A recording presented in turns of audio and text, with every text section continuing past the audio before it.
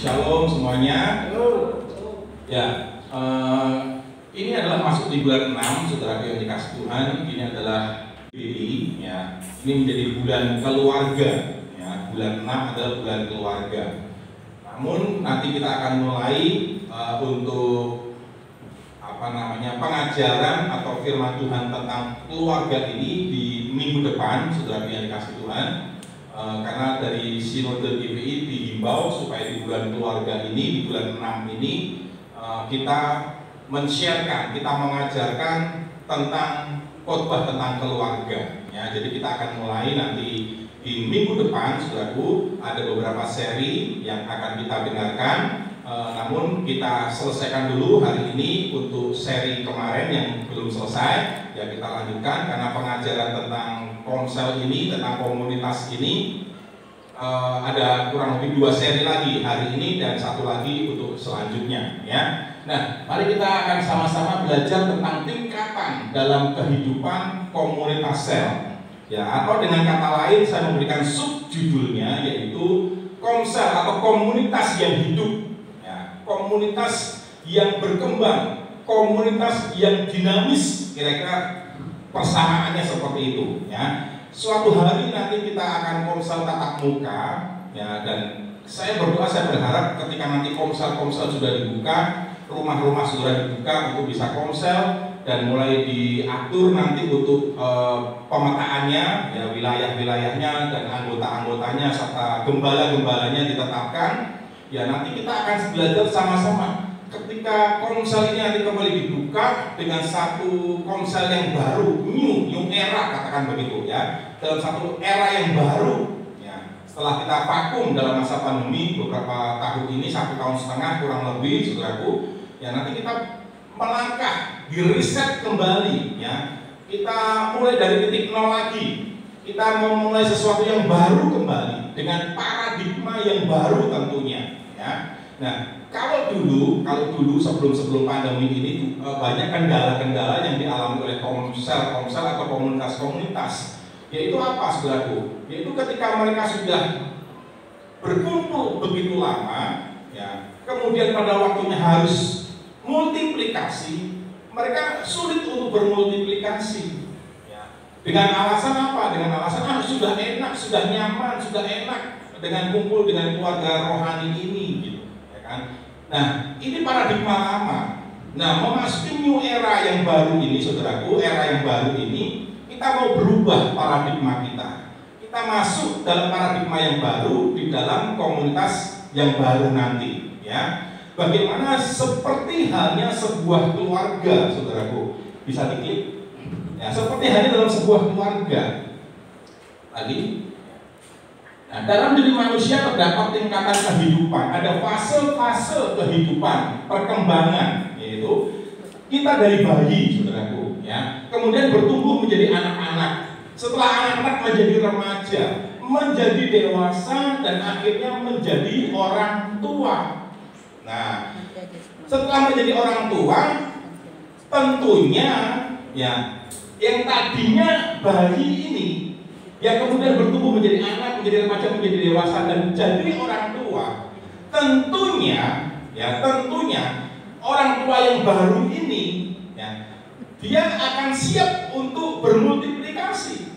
Betul, saudaraku? Ya, dia akan siap untuk memisahkan diri dalam tanda kutip. Ya, dia akan, Alkitab berkata, dia akan meninggalkan ayahnya dan ibunya. Dia akan membangun sebuah keluarganya sendiri karena dia sudah dewasa. Ya, seperti halnya analogi ilustrasi kehidupan kita yang dari bayi kemudian bertumbuh jadi anak, jadi remaja, dewasa, dan kemudian menikah membentuk sebuah keluarga. Demikianlah dalam kehidupan komsel. Komsel yang sehat, komsel yang bertumbuh, komsel yang dinamis, itu akan mengalami fase-fase seperti ini, saudaraku. Pada waktu awal komsel itu dibentuk, itulah bayi. Komsel itu seolah-olah masih bayi.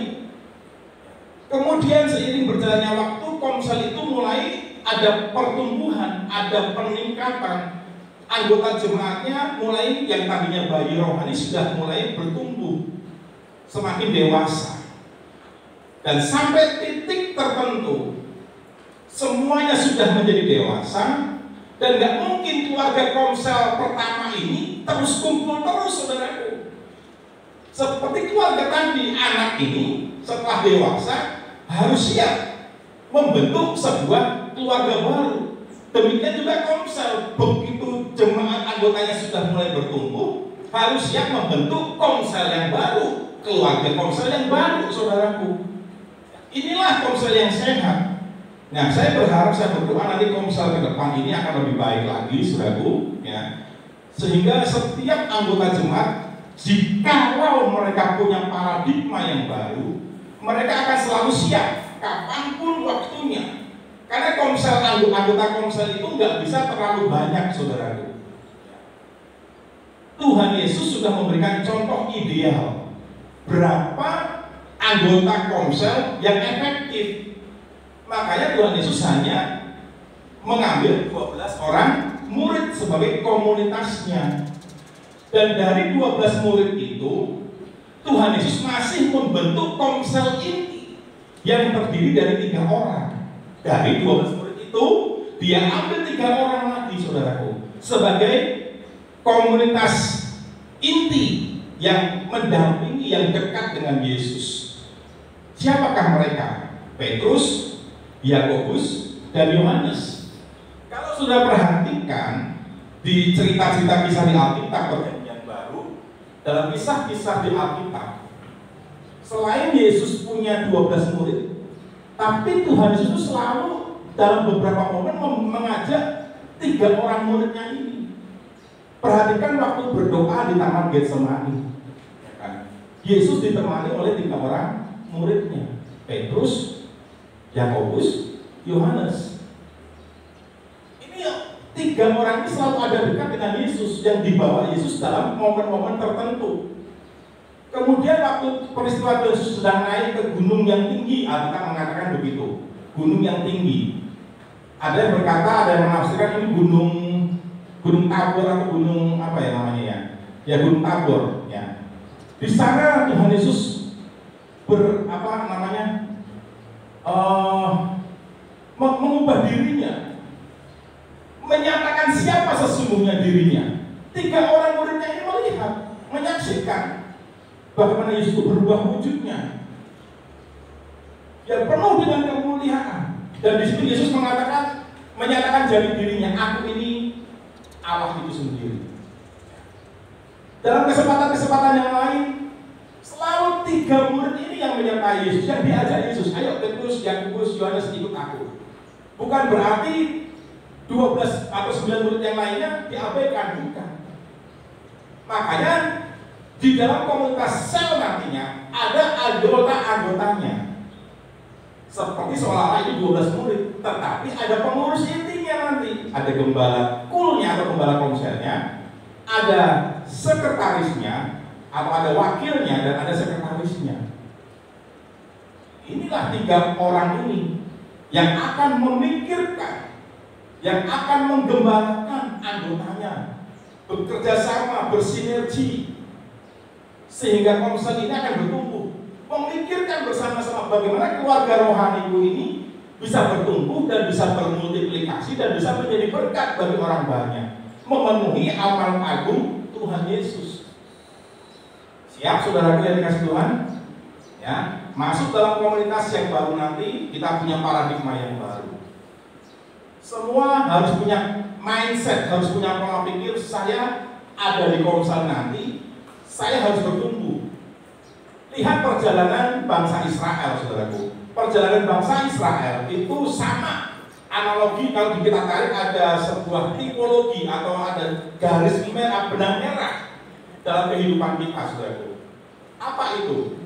Peristiwa yaitu dengan keluarnya umat Israel dari tanah Mesir, yang disebut adalah tanah perbudakan. Peristiwa keluarnya Israel, umat Israel dari Mesir, dalam kehidupan kita sekarang ini, itu menggambarkan kehidupan kita yang keluar dari perbudakan dunia ini. Kehidupan kita yang lama kita tinggalkan. Itu persamaannya. Saya ulang ya, keluarnya umat Israel dari Mesir itu sama dengan kehidupan kita, itu menggambarkan kehidupan kita yang keluar dari kehidupan dunia ini. Kehidupan yang lama kita tinggalkan, kita menjadi satu manusia yang baru, yang dipanggil Tuhan. Setelah itu apa yang terjadi? Setelah mereka keluar dari Mesir, mereka masuk ke tanah padang gurun. Nah, di padang gurun itu, apa yang terjadi, saudaraku? Mereka dihadapkan dengan satu kondisi. Ketika orang-orang Mesir mengejar, mereka dihadapkan pada depan laut, kiri juga nggak bisa lari, sementara dari belakang pasukan Mesir mengejar. Akhirnya laut Tebrong dibelah, dan mereka berjalan di tempat yang kering, di tengah-tengah laut. Ini menjadi sebuah benteng, saudaraku, kiri kanannya. Ya, kalau sudah pernah ke SeaWorld ya di Jakarta, nah itu gambarnya kira-kira begitu. Sudah jalan di tengah-tengah, di kiri kanannya ada lautan, ada ikan-ikan dan sebagainya. Itu kira-kira gambarnya kayak begitu. Mereka jalan di tempat yang kering. Ini berbicara tentang apa untuk kehidupan kita sekarang ini dalam kehidupan rohani kita? Itu berbicara tentang baptisan. Ya, peristiwa umat Israel melewati laut Tebrong di tempat yang kering, berjalan di tengah laut, itu merupakan baptisan air. Jadi apa dalam konteks kita sekarang? Setelah kita meninggalkan kehidupan kita yang lama, kita bertobat. Nah, ya, kita bertobat, kita masuk dalam baptisan air, kelahiran baru dan baptisan air. Peristiwa keluarnya kita dari kehidupan dunia itu adalah kelahiran baru kita. Setelah kita lahir baru, kita dibaptis air secara selam. Gambaran umat Israel ada di antara air itu adalah gambaran mereka sedang diselam, saudaraku. Itulah gambaran baptisan yang sejak dalam perjanjian lama sudah dinyatakan oleh Tuhan. Amin. Ya, kemudian mereka berjalan setelah dibaptis apa? Kan nggak berhenti, saudaraku. Karena tujuan mereka adalah tanah perjanjian. Sama. Kehidupan kita pun sekarang ini tujuan akhirnya nanti adalah tanah perjanjian, yaitu surga, kehidupan kekal. Itu yang dijanjikan Tuhan. Kalau zaman Israel yang dijanjikan Tuhan tanah Kanaan, tanah perjanjian. Nah, tanah perjanjian itu bagi kita sekarang itu adalah surga, hidup kekal, keselamatan kekal. Kita sedang menuju ke sana. Tahap-tahapannya seperti itu: lahir baru, bertobat, lahir baru, keluar dari Mesir, ya kan, kemudian dibaptis. Setelah itu apa? Mengalami baptisan api. Apa dengan kata lain? Ada proses pendewasaan. Ya, ada proses yang dimana umat Israel itu harus mengalami perubahan paradigma, perubahan cara berpikir. Kenapa? Tuhan ngomong begini, aku tahu kok jalan yang terdekat bagi umat Israel itu untuk bisa sampai ke tanah Kanaan, tanah perjanjian. Aku tahu jalan itu cukup bisa ditempuh dengan jalan kaki kurang lebih sekitar 11 hari sampai 14 hari. Tuhan tahu, tapi Alkitab mengatakan bahwa Tuhan membuat mereka berputar. Ya, jalannya dibuat berputar oleh Tuhan. Supaya apa? Supaya mereka belajar untuk berperang. Supaya mereka meninggalkan mentalitas budak mereka. Bayangkan, 430 tahun mereka ada di Mesir. Indonesia yang 32 tahun saja ya, dalam pemerintahan yang lalu, ini masih sulit berubah, saudaraku, dengan budaya korupsi dan sebagainya. Sampai hari ini sulit berubah, 32 tahun. Saudara bisa bayangkan 430 tahun ada di tanah Mesir. Cara berpikirnya, cara pandangnya, sifat karakternya, semuanya keduniawian Mesir. Sulit untuk berubah. Makanya perlu dimasukkan di padang gurun, diproses, dimurnikan di padang gurun. Sama, saudara, kehidupan kita pada masa ini. Kita setelah lahir baru, bertobat, lahir baru, dibaptis. Enggak tiba-tiba kita menjadi manusia baru langsung berubah semuanya jadi baik, jadi kayak malaikat. Enggak, saudaraku. Ya, karena masih melekat kedagingan kita, dosa-dosa masih tabiat dosa masih ada dalam kehidupan kita. Itu yang harus dikikis. Caranya bagaimana? Pengikisan tabiat lama kita, dosa-dosa kita itu kedagingan keduniawian kita tuh dikikis hanya bisa melalui proses padang gurun. Yang mengerti katakan amin. Ya, kita ada di padang gurun, diproses di situ. Nah, ini yang menarik saudara begini. Satu hal, ya, ketika mereka setelah dibaptis umat Israel keluar dari laut terberau itu, saudara baca perhatikan baik-baik. Apapun yang diminta oleh umat Israel, Tuhan penuhi. Wah, kenapa? Karena mereka bayi rohani. Saudara bayangkan yang pernah punya bayi, ya kan? Yang setiap bayinya nangis, pasti langsung dikasih. Nangis, langsung dikasih. Bayi rohani minta apapun selalu dipenuhi. Demikian juga kita. Mungkin ketika kita habis dibaptis, kita tuh berdoa apapun sama Tuhan dikabulkan. Mungkin saya merasakan, wah iya dulu tuh saya doa sama Tuhan setelah dibaptis, minta ini dikasih, minta ini dikasih, minta ini dikasih, gampang banget. Ya, karena bayi rohani, saudara. Sampai terus berjalan, saudara. Mereka dilatih berperang, mereka menghadapi tantangan-tantangan. Sama seperti kita kan dilatih oleh Tuhan, ada masalah, ada tantangan, ada ujian. Kita bisa nggak melaluinya? Kita bisa nggak meresponi dengan benar? Nah, itulah proses pertumbuhan kita. Demikian juga dengan Komsel. Komsel begitu lahir, itu bayi rohani. Diharapkan nanti di Komsel itu melalui 3 pengurus ini utama di Komsel itu, gembala, wakil, dan sekretarisnya. Diharapkan anggota-anggota yang mungkin baru keluar dari Mesir terjaring oleh jalan Komsel itu, mereka masuk di Komsel itu.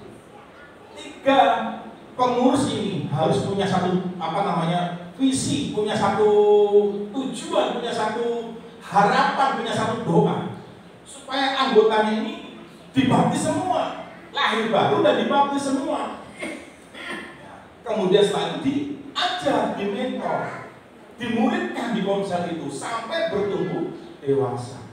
Mungkin awalnya setelah itu mereka minta ini, minta itu terpenuhi, tapi diingatkan bahwa itu ada fasenya, ada masanya. Tidak seterusnya selamanya. Setelah kita melewati masa bayi rohani itu, kita minta apapun akan diberi Tuhan. Enggak, saudaraku.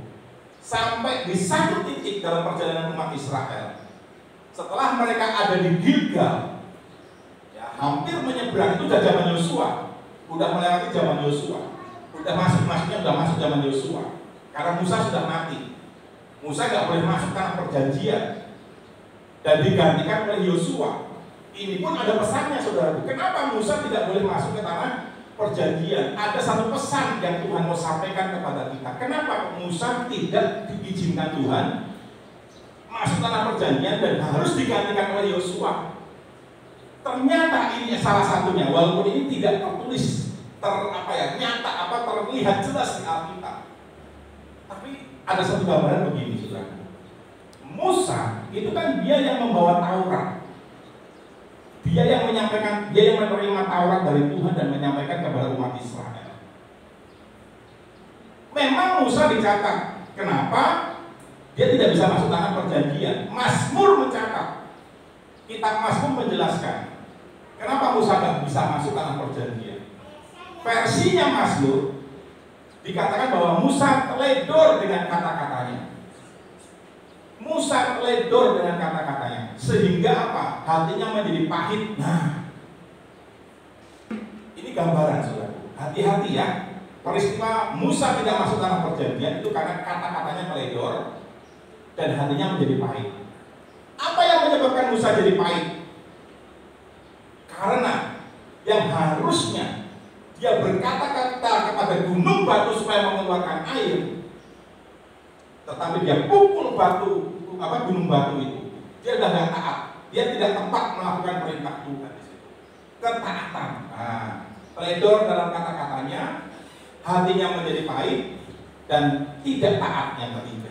Itu yang menjadi penghalang penyebab Musa tidak bisa masuk tanah perjanjian. Tetapi selain 3 hal ini, ada satu pesan penting Tuhan begini, artinya begini, bahwa hukum Taurat, Musa itu gambaran hukum Taurat. Hukum Taurat itu tidak bisa menyelamatkan, saudaraku. Dengan tidak masuknya Musa ke dalam tanah perjanjian, kalau dalam konteks sekarang tanah perjanjiannya kan surga, keselamatan kekal. Musa gambaran hukum Taurat. Artinya apa? Hukum Taurat tidak bisa menyelamatkan, tapi digantikan oleh Yosua. Yosua itu adalah artinya Tuhan juru selamat. Sehingga dari kata Yosua itu muncul kata Yesus akhirnya. Kata Yesus itu berasal dari Yosua, itu jadi ada kesamaan antara Yosua, kalimat Yosua dan Yesus itu ada kesamaan makna, ada kesamaan pesan. Artinya untuk masuk tanah perjanjian, untuk masuk ke surga mengalami hidup yang kekal, itu harus dalam satu nama, Yesus. Gak bisa dengan hukum Taurat, gak bisa. Hukum Taurat tidak bisa menyelamatkan. Hukum Taurat tidak bisa membawa kita kepada keselamatan. Yang bisa membawa kita kepada keselamatan adalah Yesus Kristus. Yang mengerti katakan amin. Demikian juga nanti komsel, ya. Perhatikan, ketika nanti komsel itu mulai bertumbuh, komsel ini siap bermultiplikasi. Amin. Perhatikan jemaat anggotanya, kasih tahu mereka, ingatkan mereka bahwa setelah mereka melewati masa fase bayi rohani, mereka nanti tidak akan mengalami lagi seperti dulu bayi rohani yang minta dikasih, minta dikasih, minta dikasih. Zaman Yosua tadi, Tuhan mengatakan ini, mulai hari ini, kata Tuhan, engkau tidak akan lagi makan mana dari surga.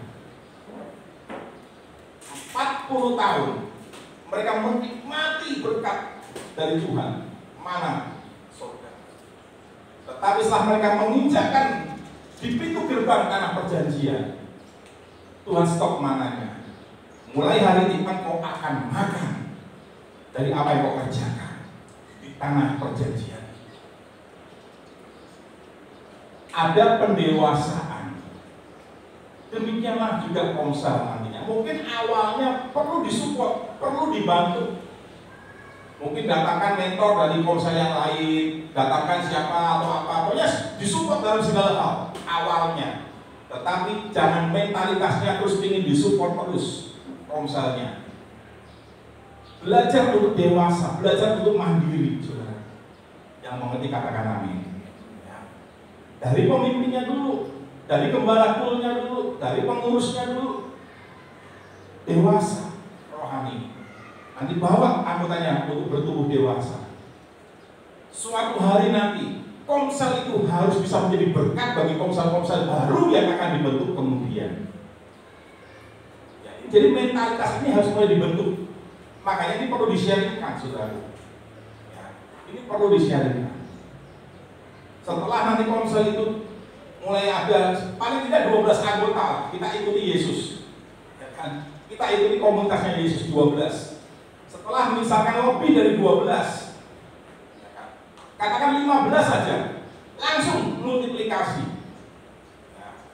Kalau diperlukan sudah dewasa semua, nih anggotanya 12 sudah dewasa semua. Ya sudah, langsung belah aja, langsung multiplikasi aja. Karena dia sudah siap menikah dalam tanda kutip, sudah siap untuk berkeluarga sendiri, ibaratnya seperti itu. Gak apa-apa, nanti komselnya jadi misalkan jadi 6 orang, kan belah jadi 2. Jadi 6 orang, gak apa-apa. Cari jiwa lagi, jangkau mereka yang tidak tergembalakan. Mereka gak punya arah tujuan hidup, mereka yang gak punya gembala, mereka gak berdapat makanan rohani, yang tak tergembalakan, yang punya masalah berat tapi nggak tahu harus bagaimana. Ajak mereka, ayo kita ke komunitasnya, yuk makan makanan rohani di sana.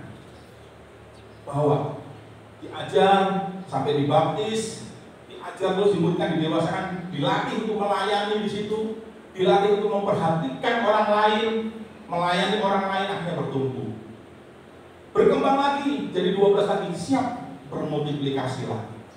Jangan punya mentalitas seperti dulu zaman lalu, saudara. Aduh, nggak enak. Jangan berpisah. Ya kan? Dulu konsep itu seperti itu di mana-mana, saudaraku. Di mana-mana seperti itu. Waktunya sudah membelah, sudah dewasa semua, nggak mau. Wah, nggak enak, kumpul, nyaman.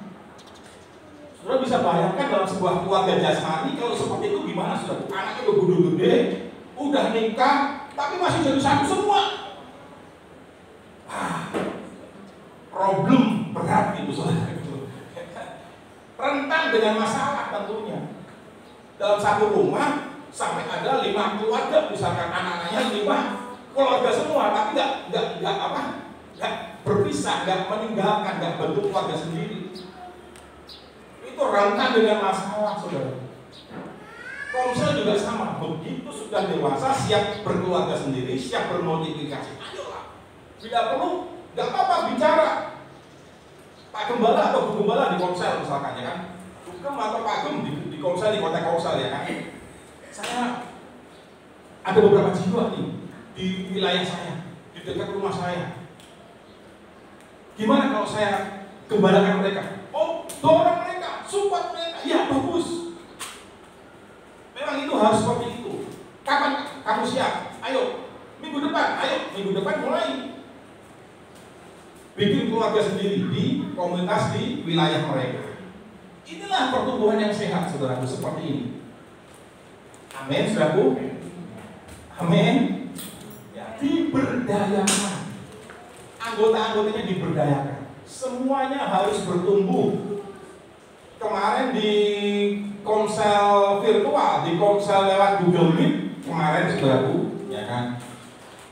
Kita diajarkan di Komsel itu bagaimana kalau kita itu menanam sebuah tanaman atau tumbuhan, kita berkebun.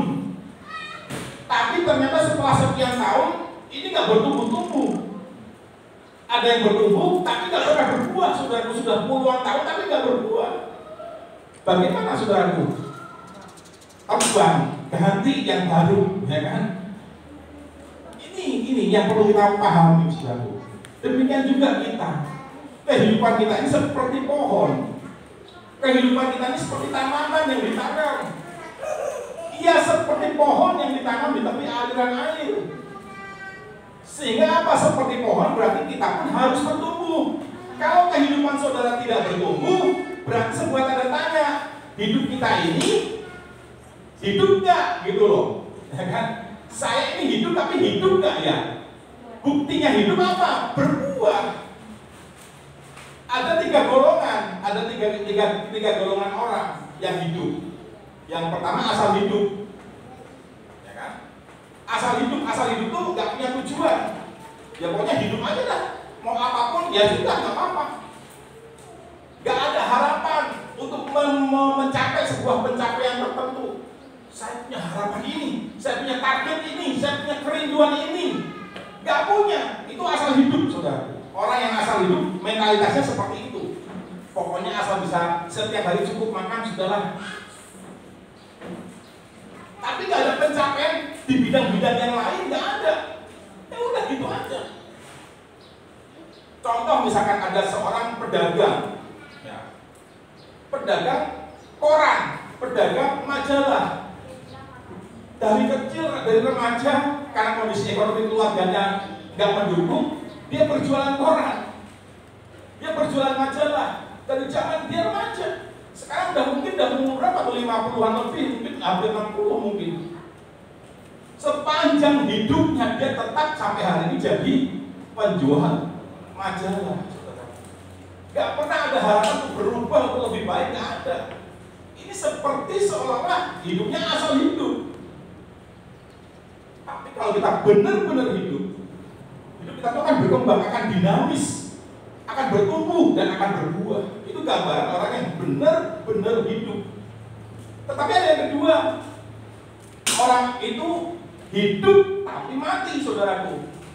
Kelihatannya hidup tapi mati. Perasaannya mati, pikirannya mati. Gak apa ya? Ya hidupnya yang pokoknya mati aja, tapi seperti mayat hidup gitu, saudaraku. Tapi yang ketiga, kita harus ada di golongan ketiga ini, orang yang hidup dan benar-benar hidup. Dengan ditandai apa? Bertumbuh, berbuah, saudaraku.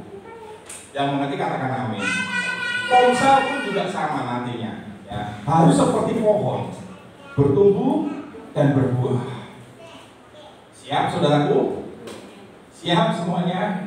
Nanti dimulai dari gembala-gembala bidang, ada 4, ya. Di kita ini ada 4 gembala bidang, ya. Ada tim penggembalaan, ada gembala di bidang persekutuan itu Pak Ginting, ada gembala di bidang pemuritan itu Bu Asih, ada gembala bidang profetik itu Pak Silabang, dan ada gembala di bidang next gen, ya anak-anak muda itu ada Elis.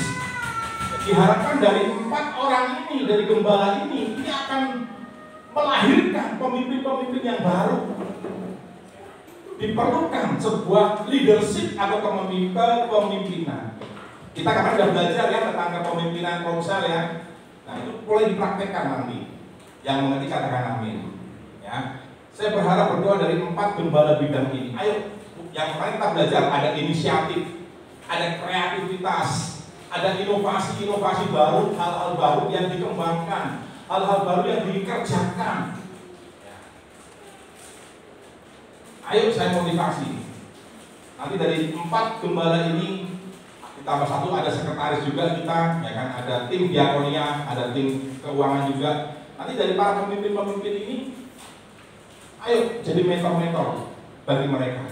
Tolonglah mereka, anggota kita, di dalam penata layang kita untuk bertumbuh, saudara. Jangan bertumbuh sendiri, tapi tolonglah orang lain juga untuk bertumbuh. Bilang kiri kanan dulu, ayo kita menolong orang lain untuk bertumbuh. Haleluya. Bayangkan kalau hidup saudara terus hanya bagi rohani terus, apa jadinya saudaraku? Mentalitas saudara, mentalitas bayi rohani terus, minta terus, mintanya dibantu terus. Kita harus punya mentalitas yang lebih dewasa, saudara. Yang mengerti katakan amin. Ya, next berikutnya, selanjutnya. Ada tahap pembentukan, ya. Komunitas akan masuk dalam masa bulan madu yang tadi saya katakan. Wah enak, lagi pertama itu enak. Kumpul, wah enak sekali, erat sekali, ya kan, damai, rukun, bulan madu soalnya Komselnya. Kayak keluarga kan habis menikah bulan madu senang-senang. Nah ini siapa Komsel baru dibentuk tuh enak, ya. Kemudian di mana komunitas baru saja dibentuk setiap anggota, khususnya anggota baru saling berkenalan, merasakan kegembiraan, sukacita. Tapi ingat, perhatikan, fase itu akan berlalu. Akan bersiap dengan satu fase yang baru. Ketika kita masuk dalam fase yang baru, paradigma harus baru. Fasenya berubah, paradigma pikiran kita harus berubah. Amin, saudaraku. Karena Tuhan tidak mau kan untuk tanah perjanjian masih bawa mentalitas Mesir. Tuhan tidak mau, ini harus dikikis dulu, ini harus dibuang dulu, supaya mereka nanti tanah perjanjian punya mentalitas baru. Bayangkan ketika mereka nggak bisa menang di padang gurun, mereka nggak bertumbuh. Ketika Tuhan ngomong aku stop mana, waduh kaget mereka. Selama ini enak diberi mana terus. Minta daging, kasih sama Tuhan daging. Minta apa? Kasih sama Tuhan. Tapi ketika udah nggak siap untuk berubah, masuk pada gurun, udah sulit. Karena itu pesan buat kita semuanya, ingat, ketika fase kehidupan kita mulai berubah, paradigma kita harus berubah. Amin. Semuanya harus berubah, baik dari pihak kitanya maupun pihak anggota yang lainnya. Di dalam komunitas itu semua harus berubah, komunitas itu. Bukan hanya murid ini yang berubah, tetapi kita sebagai leader pun harus berubah. Kita sebagai orang tua pun harus berubah. Kita sebagai mentor juga harus berubah. Semuanya berubah, menyatukan tujuannya.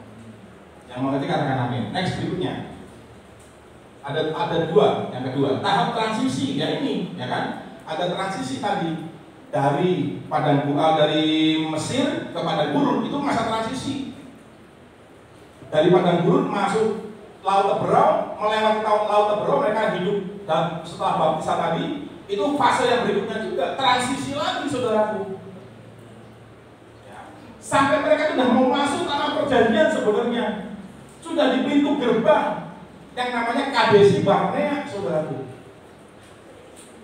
Tapi di situ mereka gagal. Itu tahun kedua. Tahun kedua mereka keluar dari Mesir, berjalan di padang gurun 2 tahun, karena berputar-putar 2 tahun baru nyampe di pintu gerbang tanah perjanjian. Tetapi karena mereka gagal di situ, Tuhan bilang berputar lagi. 38 tahun akhirnya sudah ada tambahannya. Bayangkan sudah. Ya. Ini tahap transisi kita harus siap. Amin, saudaraku. Setiap kita akan mengalami masa-masa transisi. Ya. Seperti halnya kita dulu lagi enak-enak ibadah, tiba-tiba ada masalah. Ada masalah. Itu masa-masa transisi. Nah, tapi kita harus tekun, lewati sabar, lewati semuanya itu. Amin. Ketika kita menang, Tuhan berikan reward-nya, Tuhan berikan hadiahnya. Amin, saudaraku. Ya, next berikutnya. Yang ketiga, setelah itu kita masuk dalam tahap komitmen. Saat komunitas sel berhasil melewati masa konflik, masa transisi itu pasti ada konflik, ada gesekan, ada benturan, ada ketidaksamaan pendapat mungkin. Ya, itu bisa terjadi, tapi di situ proses pendewasaannya. Akan masuk tahap komitmen. Dalam tahap ini komunitas masuk ke dalam masa pembentukan ilahi untuk menjadi sebuah komunitas yang solid dan sehati. Bisa jadi masa transisi itu menjadi sebuah penyaringan. Nah, itu bisa terjadi di situ. Ya. Kalau yang sekam kena angin, kena masalah, dia terbang. Tapi kalau dia gandum, dia akan tetap jatuh di tempatnya. Dia akan semakin komitmen, dia akan semakin kuat, dia akan semakin menjadi berkat, dia akan semakin berkualitas. Tapi kalau dalam masa transisi itu sekam, ternyata sekam itu ringan, kayak sudah lagi menapi, ya kan? Kan ada yang terbang kan? Itu sekamnya itu, bus.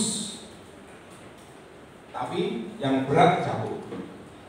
Artinya dalam masa transisi itu, dalam masa pembentukan tadi itu, sudah harus semakin punya kualitas, imannya kualitas, punya kualitas, pengharapannya punya kualitas, kasihnya punya kualitas. Ya. Maka sudah kan bisa berkomitmen. Ternyata masa transisi itu membentuk komitmen kita. Apakah kita akan komitmen atau tidak? Next selanjutnya, selanjutnya apa? Tahap penginjilan. Pada tahap ini komunitas sel masuk dalam masa melayani. Nah, sudah mulai dewasa, ada komitmen seperti pohon yang ditanam. Nah, kembali lagi ya. Kekristenan seperti pohon yang ditanam. Saudara, ini pohon, Kristen pohon salah satunya. Analogi buat saudara dan saya salah satunya adalah Kristen pohon. Berarti artinya apa? Kalau Mazmur 1 tadi berkata seperti pohon yang ditanam. Berarti kehidupan saudara harus bagaimana? Halo? Ya? Tumbuh. Sebelum tumbuh harus ditanam dulu kan? Kan seperti pohon yang ditanam. Bagaimana sudah bisa bertumbuh kalau nggak tertanam? Kalau zaman dulu masih banyak yang JJS, jalan-jalan, ibadahnya jalan-jalan, dengan berbagai motivasi. Tetapi sekarang ini saya menyampaikan sebuah kebenaran ini. Jangan lagi suka jalan-jalan, saudaraku. Karena kita tahu sekarang aku ini pohon, harus tertanam. Amin. Ayo berikan diri kita tuh tertanam dalam satu tanah penggembalaan. Saudara akan bertumbuh pasti. Coba kalau saudara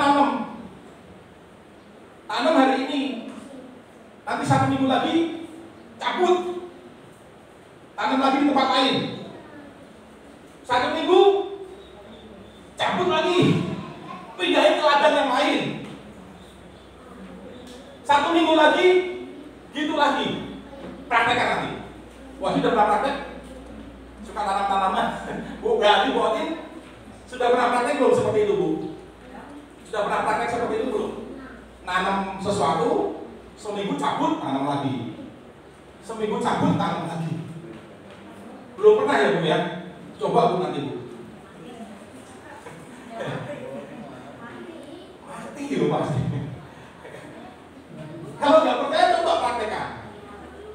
Untuk survei lah, untuk menguatkan apa ya, tesis kita. Untuk cari tahu itu bener nggak sih? Praktek nanti ya di rumah masing-masing ya. Nanti minggu depan kasih laporan ke saya. Amin. Sekarang ini nggak bisa, saudaraku. Kita tidak menyambut kedatangan Tuhan. Tuhan sudah dekat. Amin.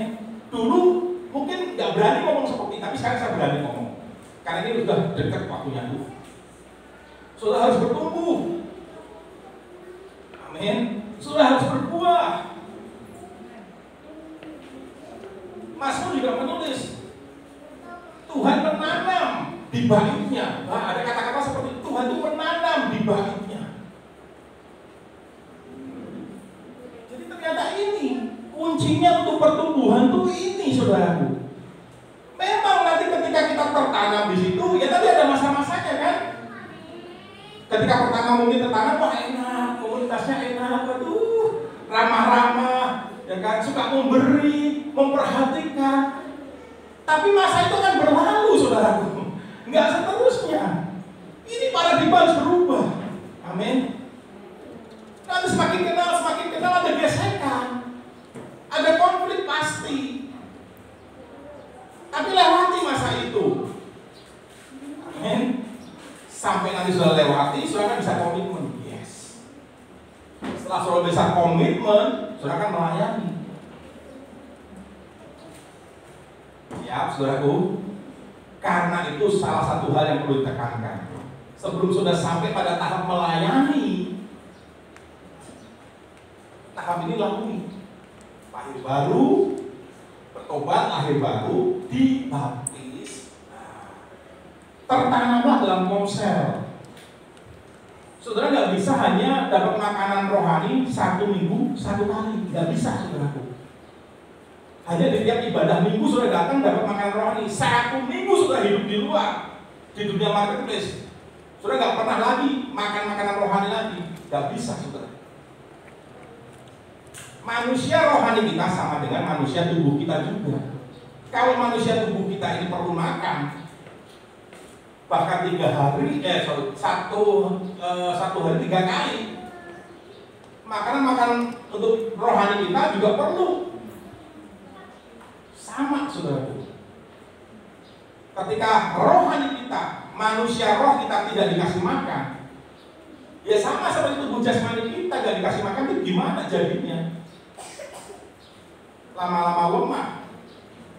Ingat satu hal ini, saudaraku. Ketika manusia roh kita semakin lemah karena kurangnya asupan makanan rohani, maka yang menjadi lebih kuat adalah manusia daging kita.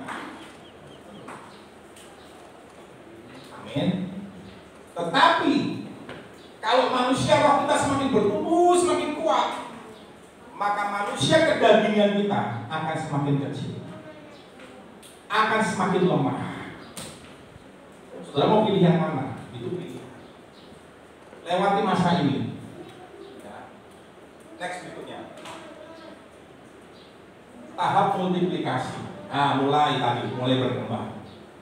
Seperti umat Israel, kembali sebagai analogi kita perjalanan kehidupan umat Israel setelah masuk di tanah perjanjian, mereka bercocok tanam di sana, mereka tinggal bangun rumah di sana, bangun keluarga di sana. hidup bermultiplikasi di sana, di tanah perjanjian. Kita pun dalam proses kehidupan saudara, dalam fase-fase perjalanan kehidupan rohani saudara, saudara harus masuk dalam masalah multiplikasi. Tanggung jawab untuk melahirkan pemimpin yang baru, tanggung jawab untuk melahirkan murid yang baru, itu tanggung jawab kita semuanya. Itulah amanat agung. Pergilah, jadikanlah semua bangsa muridku. Tuhan berkata, pergilah, semua pergi, jadikan semua bangsa muridku. Sekali lagi saya tekankan, Tuhan nggak ngomong, hai pendeta pergi, khusus pendeta saja pergi, yang pendeta-pendeta pergi, enggak. Tapi Tuhan hanya ngomong pergi, artinya untuk semuanya. Semua punya tanggung jawab untuk bermultiplikasi. Amin. Buah itu dari satu biji yang ditanam, tapi bisa jadi banyak biji. Demikian juga hidup kita, seperti benih. Ketika kita ditanam dari satu biji dari kita ini, bisa bermultiplikasi, kita bisa menduplikasi kita yang lain. Contoh misalkan Pak Ginting, dari satu Pak Ginting bisa melahirkan Pak Ginting yang lain. Amin. Semuanya juga sama. Dari satu Pak Andi menjadi Pak Andi yang lain. Wah, semuanya begitu, semua bermultiplikasi. Saya juga sama. Saya harus menghasilkan Henry yang lain, menghasilkan gembala-gembala yang lain, menghasilkan pemimpin yang lain. Semua harus bertumbuh. Yang terakhir,